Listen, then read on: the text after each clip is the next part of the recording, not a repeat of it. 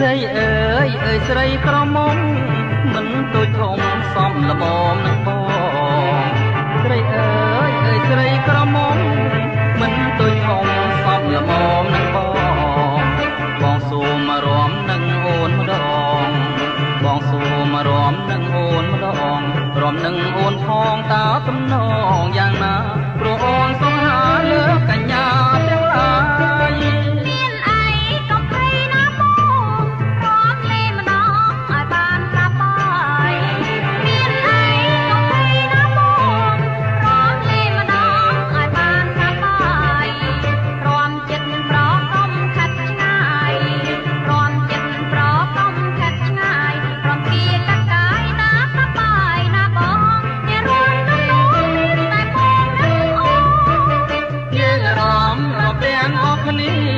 ក្រោមចន្ទ្រី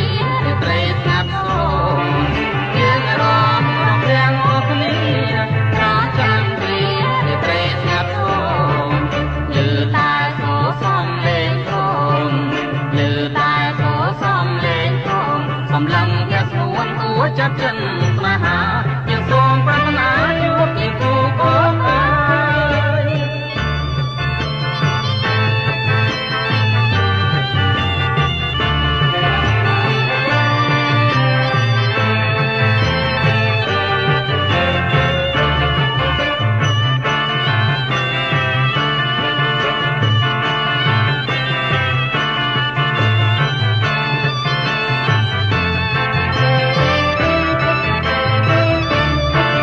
ស្រីអើយអើយស្រីក្រមុំ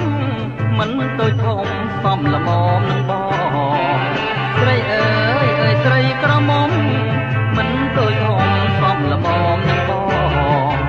ងសូមមករំនឹងអូនម្ដងបងសូមមករំនឹងអូនម្ដងរំនឹងអូនផងតើទំនងយ៉ាងណាព្រោះអូនសង្ហាលើកញ្ញាទាំងឡាយ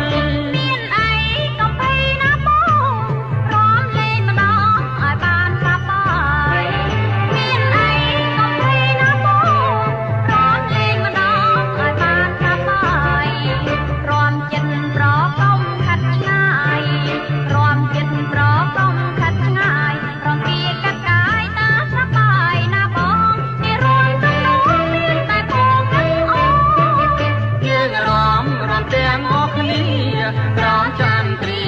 ត្រីស្ងាត់សូមយើងរំទាំងអស់គ្នាក្រោមចន្ទ្រីត្រីស្ងាត់សូមលឺតែសូរសំលេងត្រង់លឺតែសូរសំលេងត្រង់សំឡឹងព្រះស្ងួនគួរចាប់ចិន